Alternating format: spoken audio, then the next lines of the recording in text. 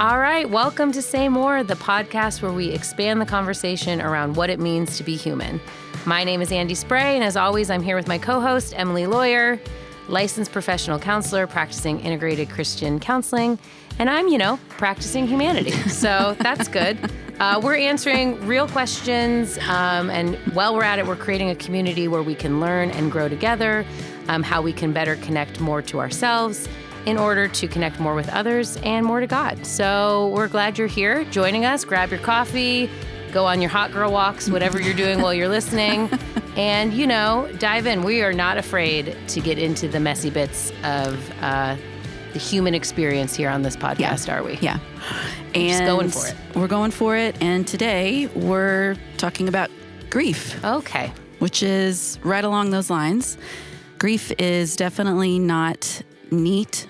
It does not fit into a box. The only thing normal about grief is that there's no one right way to grieve because everybody does it differently. It looks different for everybody. We're too complex for it all to look the same. And I guess that everybody does it. And it is about as relatable as you can get. Well, okay. In the spirit of that, okay, I have come up with a little grief exercise. Yes, for so us. I've heard. So tell the listeners. Grief is so fun that I thought, why not expand it a little bit? And I'm not an expert in any grief except my own, right? So this is scientific research I've been data mining from my own life, okay? And so I have a little exercise that I want to ask you. Okay. And then also people who are listening, I'm curious what your own answers would be. And here's what I want to know. Okay. I want to know, what are some non-obvious ways that someone could tell you're not doing well? Okay. Non-obvious ways. Yes. That someone could tell I'm not doing well. Yes. It's not me texting you and say, hey, I'm having a really hard time. Yes. Yes. It's some other, there might be other signs. Indirect messaging. Indirect. For example, if you came over to my house and you walked upstairs and my bed was not made, cry for help. Okay. Do you make your bed every day?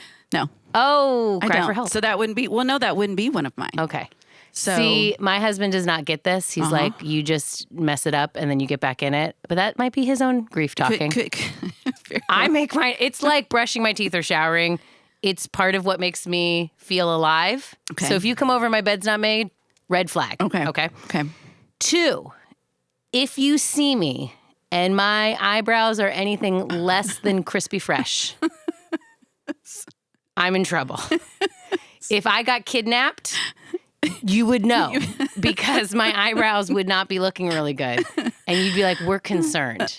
I like to have a really particular brow. Okay? So if you don't see me with that brow, I might be in trouble. Okay. All right. I might be signaling for help. Here's one you actually, I don't know if called me out on is the right phrase. Oh, did I? Remind me. But here's one about 10 years ago when I was truly in the deepest grief of my life. It was not funny, but I was dealing with infertility and pregnancy loss. It also just happened to be the same time that Netflix dropped Gilmore Girls. I remember it well. Right?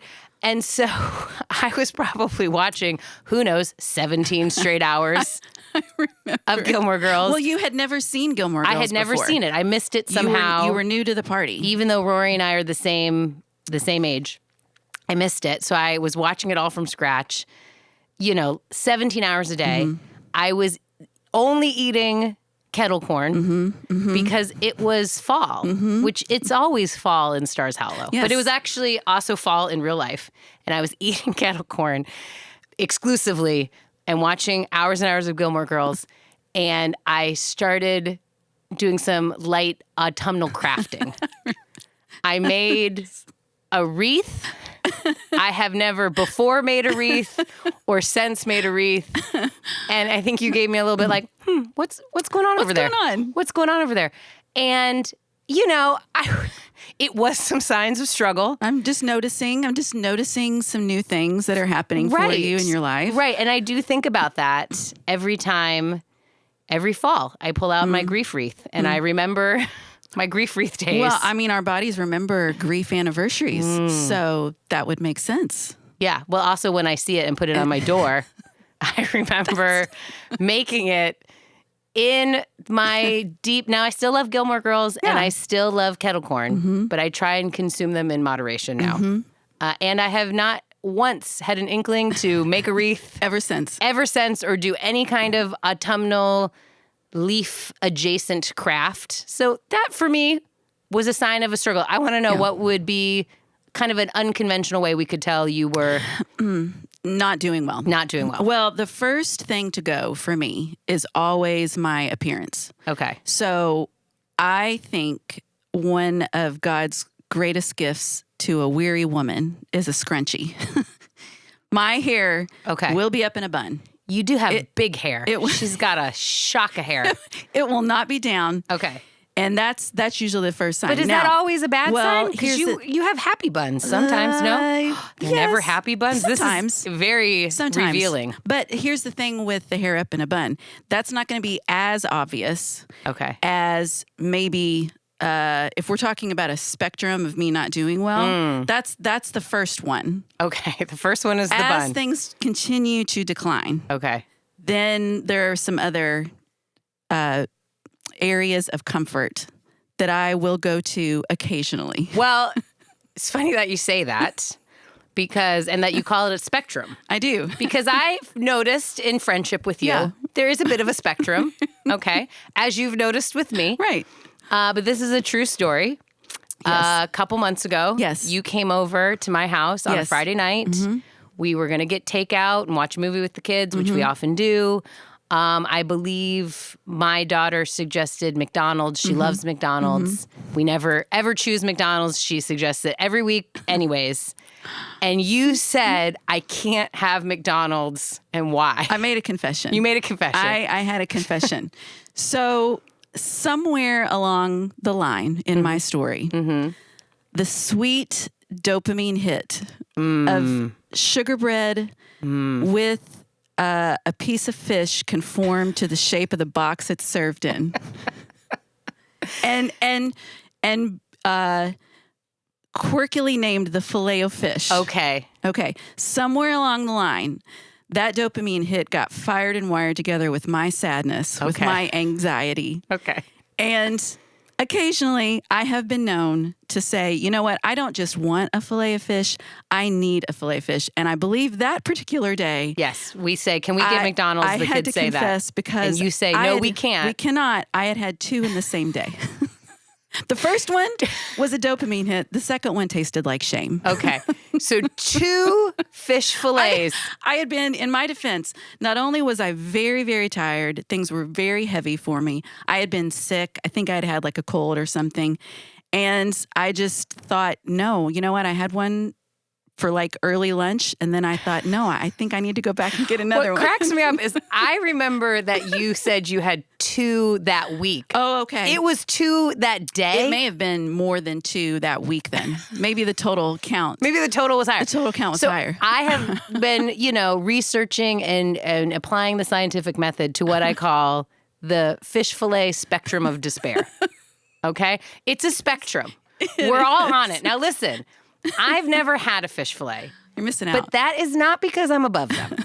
I just don't like fish, and it looks repulsive. Yeah. However, I have my own version. Yes.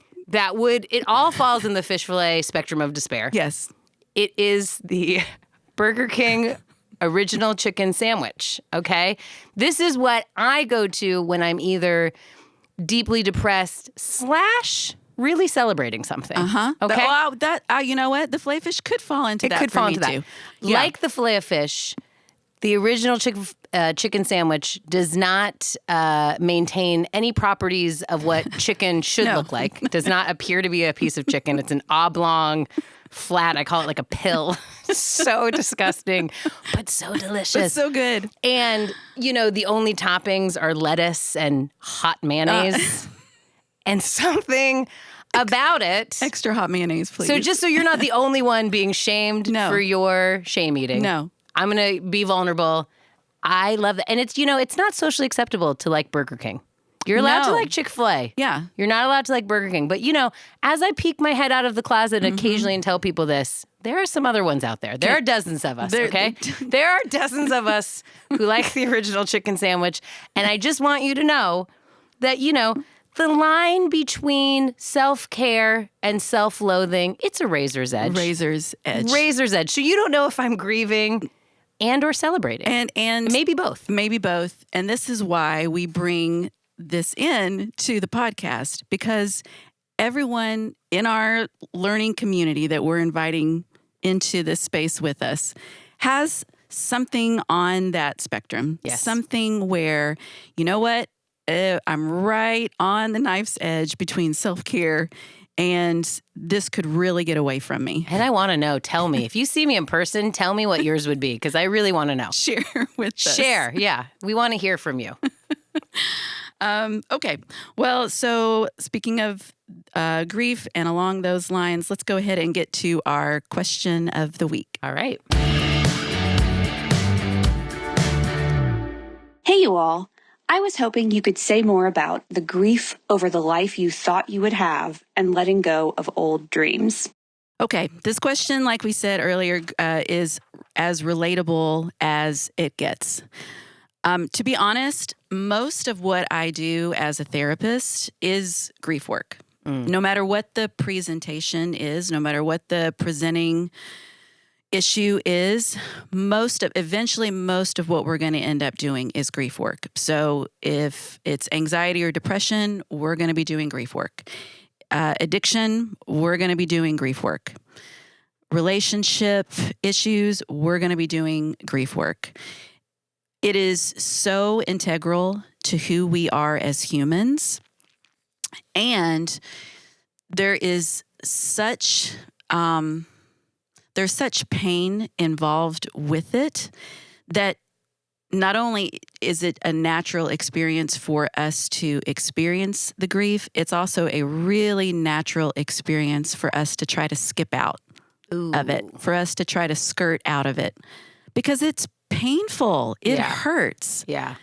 So it makes sense that we would say, hey, what are numerous different ways that I could try to utilize to skip out or avert my grief Do somehow. they all involve fish fillets? I do not. But the spectrum remains, right? Yes. Okay, so Yeah. if it is so integral, as you say, and so universal, what is the purpose of grief? It's a great question. Grief. Okay, we're gonna start with a snapshot. Grief lets us turn pain into maturity. Okay. All right, so we're all just going to kind of sit with that for a second because it's a big statement. Grief lets us turn pain into maturity.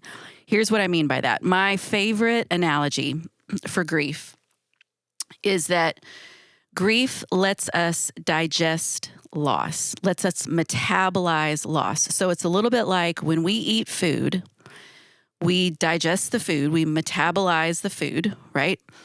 And in the digestion process, our body keeps what is beneficial for us, the nutrients, the vitamins. Our body lets move through what is not beneficial for us. And in that metabolic process, that digestion process, well, now we've made room for new food. So grief does the same thing with loss. Grief lets us metabolize loss. It lets us keep what we want to keep from the experience, the lessons I've learned, who I've become, memories of the person or the thing or the experience. It lets us let go of what is not going to serve us to keep: sadness, anger, shame, frustration, fear. And in doing that, we make room for new good things. So we have to grieve in order to do that. In order to make room for new good things, we have to grieve. It's just the way emotions work. You cannot go around an emotion. You cannot go under it. You have to go through it. Yeah. Feel it to heal it. That is the only way that we can move through it. Well, and this question being about the death of a dream, which I can totally connect to, that's not different than another kind of grief. No. Is kind of what I'm hearing you say. As far as how we metabolize that loss, it's not different. It's still grief. It's still grief. Okay. What is a little different about the question is death of a dream or death of a life that you've always wanted is something that we would call a disenfranchised grief, meaning it's not quite as socially acceptable. We don't have funeral proceedings for the life that I always wanted that I never got. We don't have certain societally accepted rituals or customs around that type of grief. And so as a result, we can feel a little less likely to bring it up. We can end up feeling a little more isolated in it, a little more lonely in it. And if we, again, this is as human as it gets. We all have not had the life we've wanted, starting at like age 2 when mom gives me the blue sippy cup instead of the pink sippy cup. That is over and over and over and over again. Oh, well, that's not how I thought life was going to turn out. That's not how I thought life would look at this age. And it's just one of those things that maybe we just don't talk about as much. Yeah. So this kind especially sort of lends itself to not talking about because we kind of just in general don't do grief very well in this country. It's true. I don't know about the rest of the world. I know there are different grief practices in other places, but like in general, we want people to just move through things. My theory is because we're uncomfortable with your grief. Yes. But you tell me, like, what other things sort of get in the way? You mentioned this one is, I think you said disenfranchised. Disenfranchised grief. Mm-hmm. But like what else gets in the way of grief? If grieving is what we need to do to make room, what's stopping us? Yes. Well, I mean, just to your point, pain, first of all. Oh, okay. That's a really, really big one. And pain also can get in the way of me being able to sit with someone else in their grief. Because, again, part of being human means that I am relational. This other person is in pain. This other person is in deep sadness. Maybe anger is coming along with it. Maybe there's a really high level of distress or hopelessness that's coming along with it. When I see someone in that space, especially if it's someone that I really care about, I'm going to hurt. I'm like, it's going to register as physical pain in my body.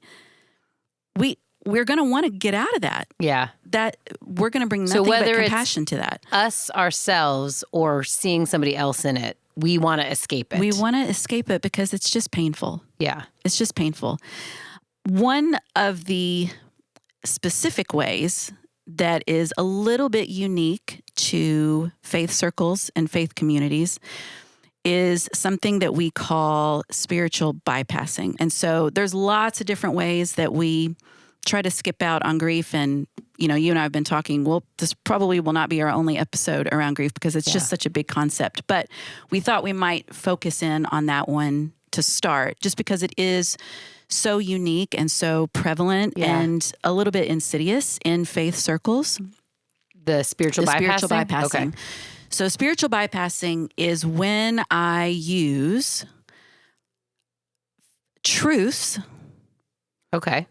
So already it's going to get tricky. All right. Okay. Okay. It's when I use truths from Scripture. It's when I use truths about the character of God.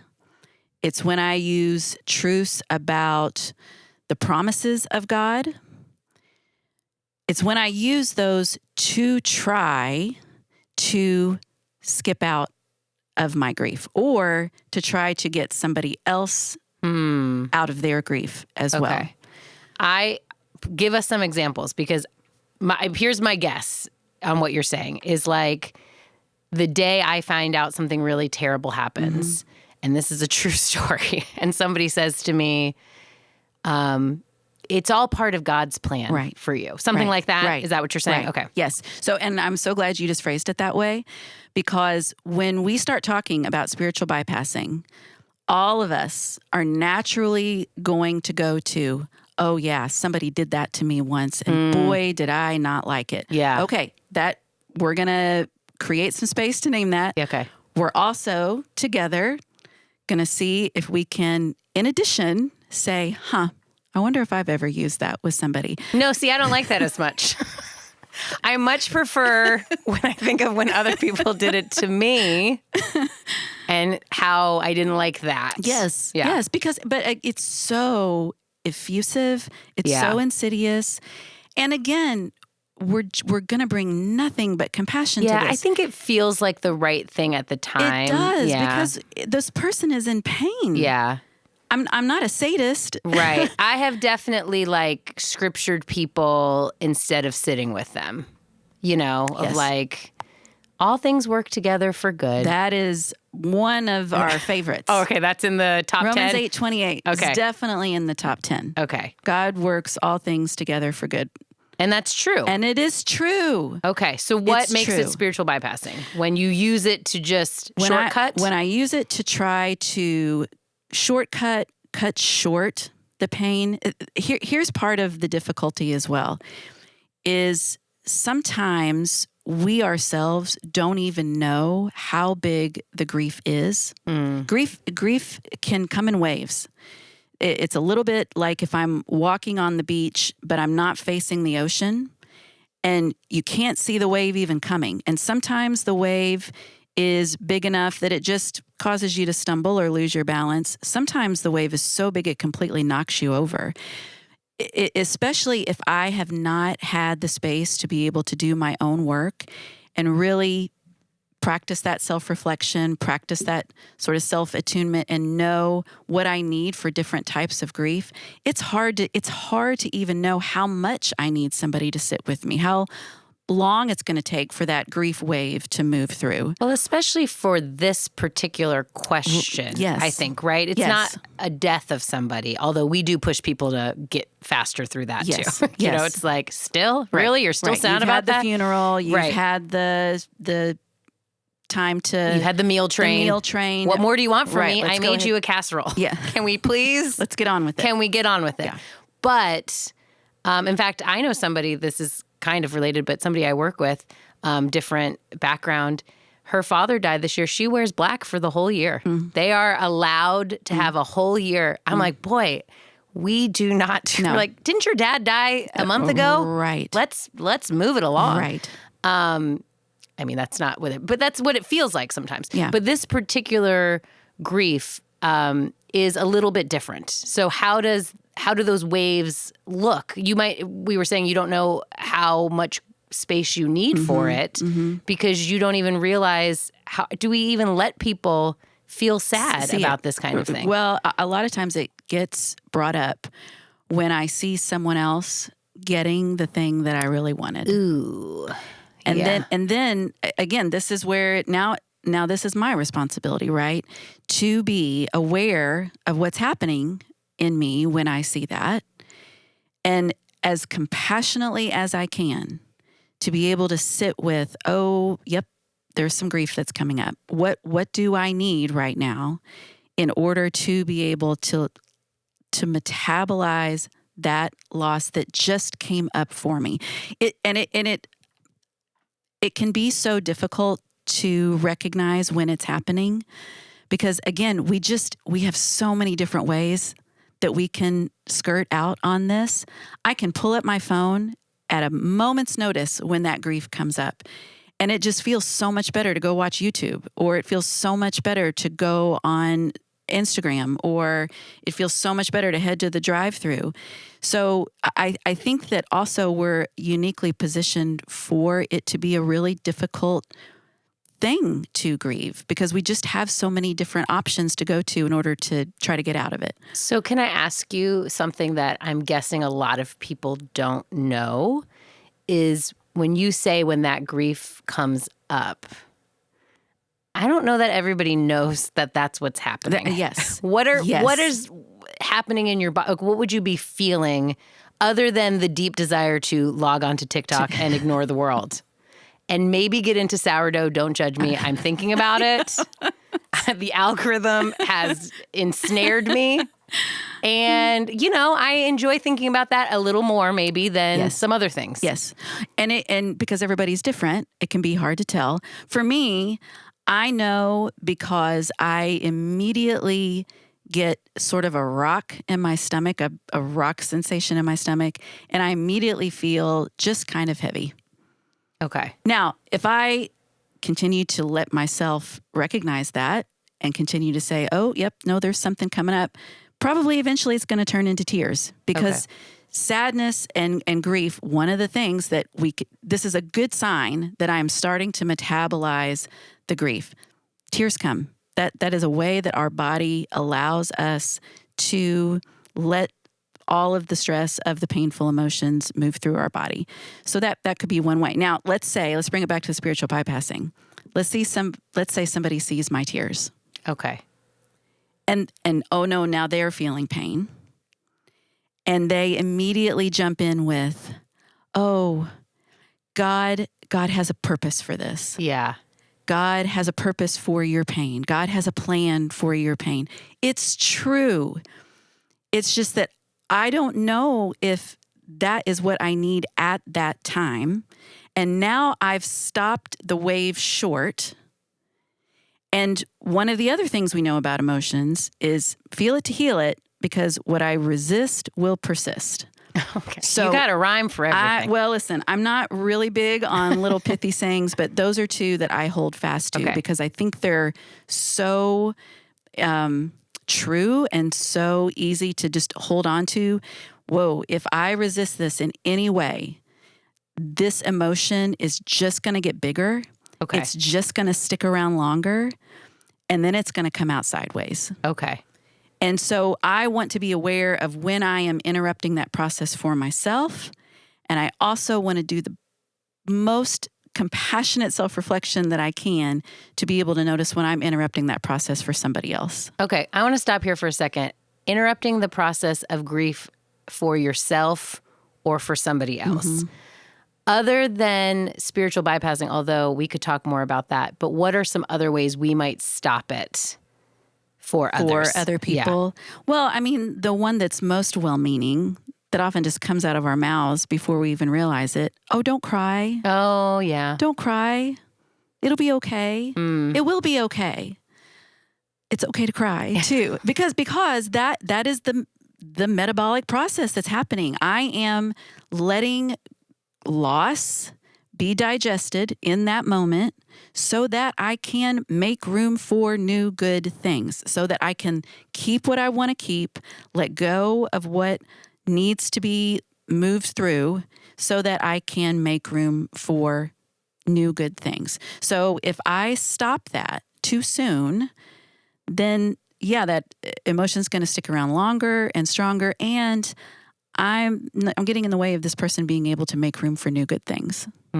So if you keep avoiding your own grief and running to whatever thing you like to run to avoid, when you say come out sideways, what do you mean by that? Irritability is a really good sign. Oh, all these grumpy people are just out here grieving? Well, maybe. It's a good theory. Okay. Irritability is a big one. To do a callback to our first episode, if I have $1 response to a 50-cent problem, and find myself very confused with why did that huge amount of emotion just come out from me, that could be a sign that somewhere along the lines, this is why, again, most of what I end up doing with clients is grief work, because there's just so much that can accumulate. There's so much that can get stopped short unintentionally. Yeah, sometimes. That's what I'm realizing about what you're saying, because the amount we must stop ourselves short, we couldn't possibly be fully grieving all the things. No. And eventually the dam is going to burst. Oh boy. Okay. And what happens if there's a tiny little crack in the dam? Does the water just trickle out? No, it shoots out at 50 miles per hour. Right. And so emotion can show up the same way. And again, this is just one area that we're talking about, that we're kind of highlighting where we can get in the way of the grieving process. There are plenty more. So if we add all that together in the basket, it's being able to grieve and let that move through is a really difficult process. And really saying out loud, to a friend, or is it that grieving a life I thought I would have? Grieving the life that I thought I would have, yeah. Feels like a common thing as I move, older in my life and get out of the young adult into just, I guess, middle age. Is that accurate? People sort of, I thought by now things would be different. Yeah. Or milestone birthdays.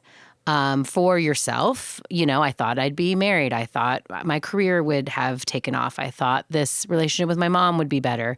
I find that a lot of people with milestone birthday with their kids is very triggering for this, of like, maybe I thought I would have more kids. Maybe I thought my marriage would be better by the time my kids were this age. I know somebody, a dear friend of mine, I had a heart to foster and adopt, and had a situation that ended that journey. And it's like, I thought by now we'd have a house full of foster kids that we were mentoring and loving, and that's not going to happen. And so I feel like this is a pretty regular thing, although I don't know that I hear a lot of people talking about grieving it. No. Right? No. Like I hear people saying it. Yes. Like, so I think there's some recognition of like, oh, I thought I'd be somewhere else. But I don't know that I hear a lot of people saying, this is what it looked like to grieve it. To grieve it. Yes, yes. And it can also, on the flip side of that coin, I didn't think at this age I would fill in the blank. Oh, okay, I didn't think at this age I would be divorced. Oh, yeah. I didn't think at this age I would still be in this same job that I took as a starter jump board to greater things. So right. And those are the things that, yes, I might be able to find a space of safety within myself or a relationship to name it. Stepping into the grieving process is a whole nother thing entirely. So, I mean, I was just this morning, I was reading in Psalm 22, and I was reading it almost with new eyes, knowing we were going to be recording this today, and noticing how David grieved. So much of Psalm 22 is David saying, Lord, this is not what I thought it was going to be. Yeah. This is not where I thought I was going to end up when you said I was going to be king. Yeah. This looks so different than what I anticipated. There's one line that really stood out to me. He said, you have laid me in the dust of death. Oof. He is as brutally honest about the depths of his despair as you can get. And he is saying, why did you forsake me? He doesn't even ask. He just assumes, you let me down, God. You've left me behind in this valley of death. And where are you? So I think he would have easily had 5 to 6 fish fillets that week. He would have been high on the spectrum. Autumnal crafting. He would have been crafting. Desert, yes. He would have been making. With his band of men. Yes. He'd be streaming Gilmore Girls big time. Yes. So to this point, David actually was entering into his grief. Okay. In a way that he was metabolizing his grief. He was being brutally honest, brutally self-reflective, both with himself and naming it to God. So that, I mean, we don't have it in the scripture. I would imagine there were some tears that were coming along with that, so that those emotions could move through. Now, he also was doing something that is a really important part of the process. He had a safety net. He sought out a safety net. And one of the things that is necessary for us to be able to metabolize the grief is we have to have some sort of safety in order to let go of those things. So it could be comfort from God. It could be the presence of a friend. It could be a pet. It could be Gilmore Girls. It could be, we have to have some sort of additional cushioning in order to feel safe enough to start to let some of that go. So if we combine that along with the metabolic process, you see that in the Psalms. Yeah. So if I'm David's friend or coworker and he shares that God has left him in the dust, how should I respond? Yes. So here's one of the things that also stood out to me. If I'm wanting to kind of notice if I am starting to utilize spiritual bypassing, there's a really short little litmus test. If I find myself, it's the whatever conjunction I'm using when I'm either talking to myself or speaking with another person. If I use the conjunction but instead of and, Okay.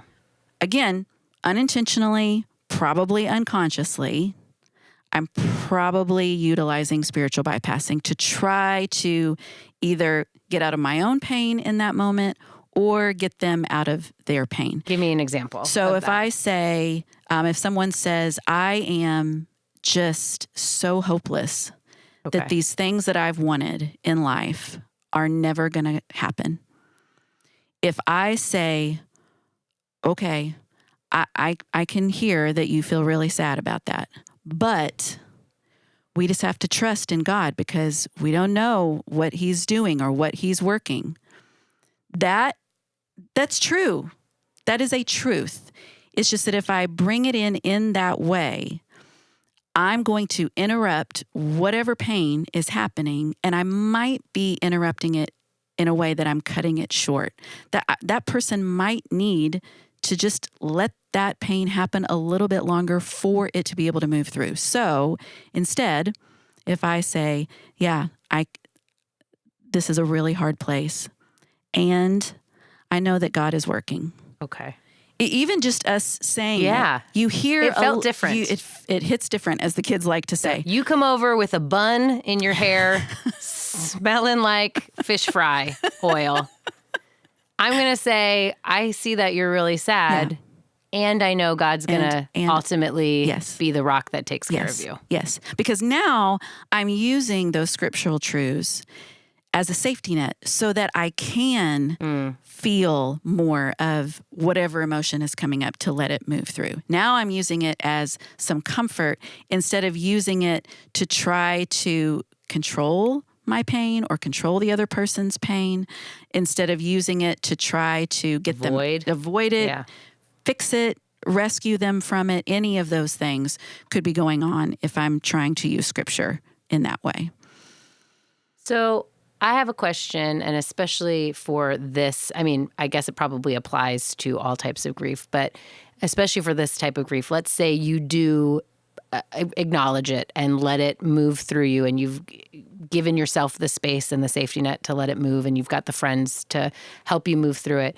What's on the other side of this grief? It's such a great question.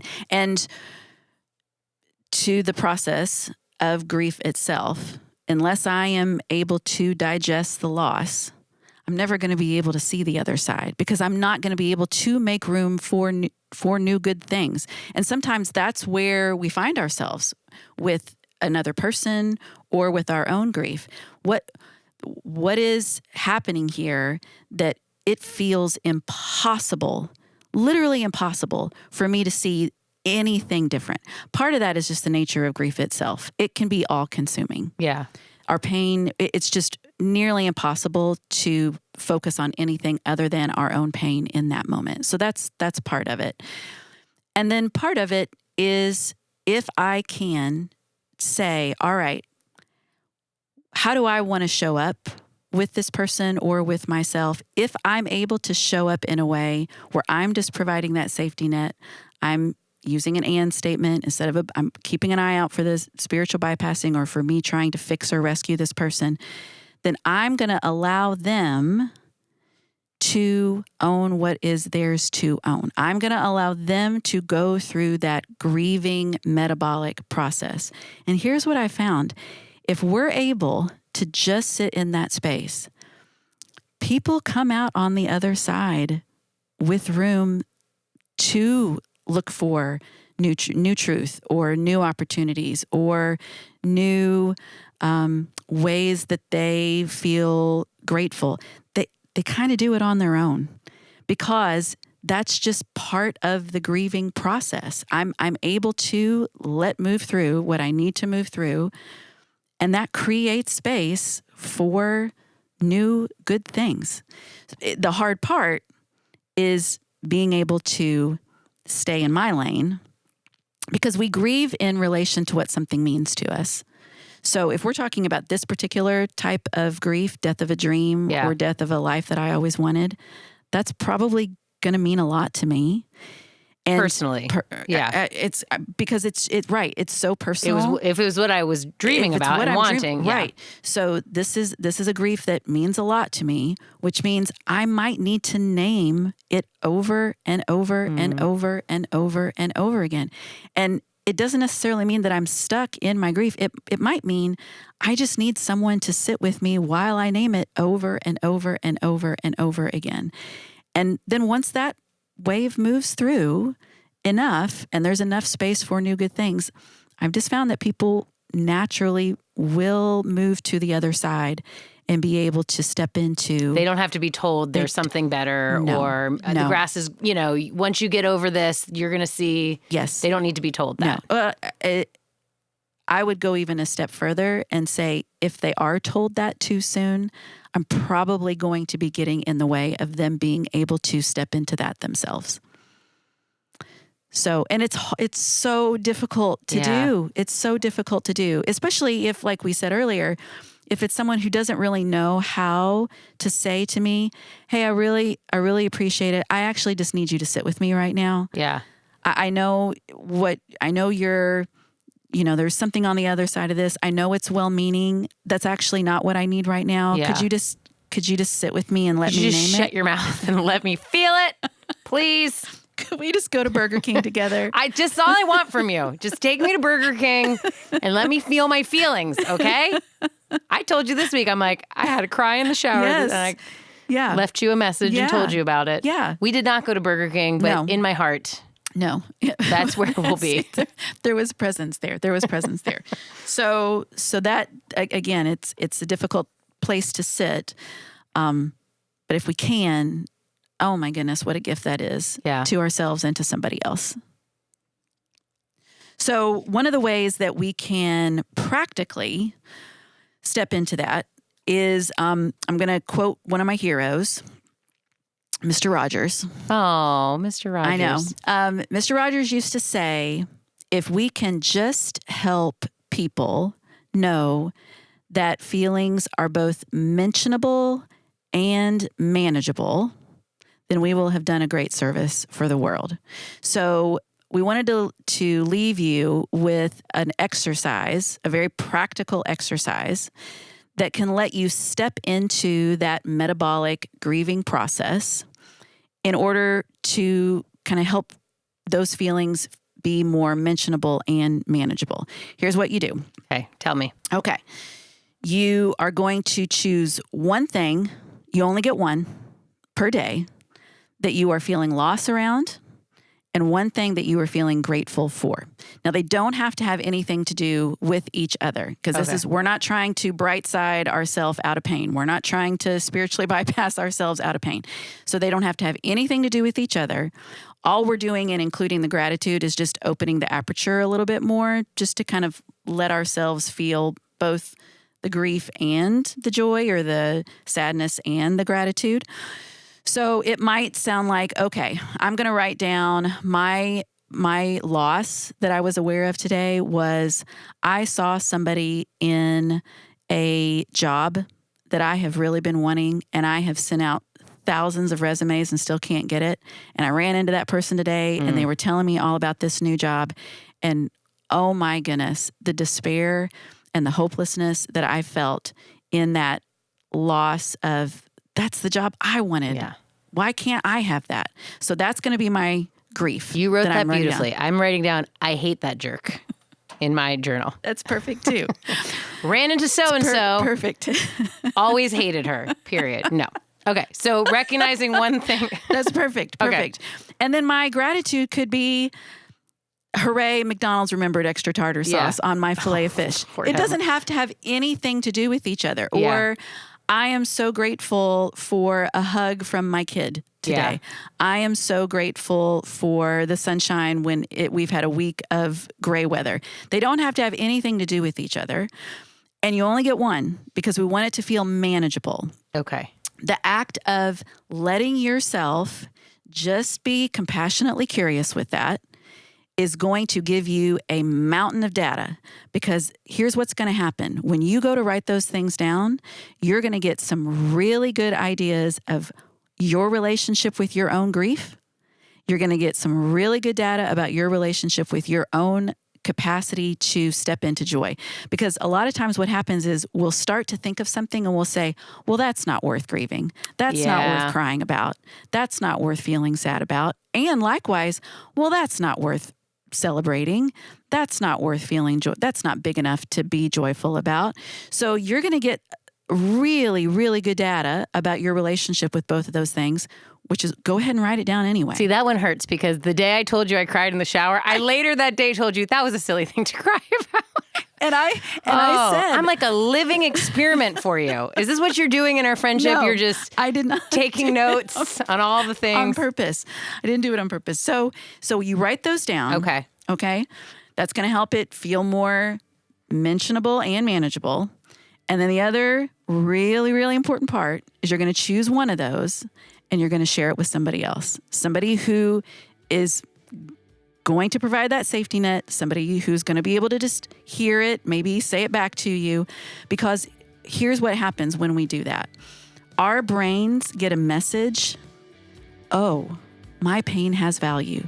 Look at this other person's reaction to my pain. Look at this other person's reaction to my joy. My joy has value. God is such a magnificent creator.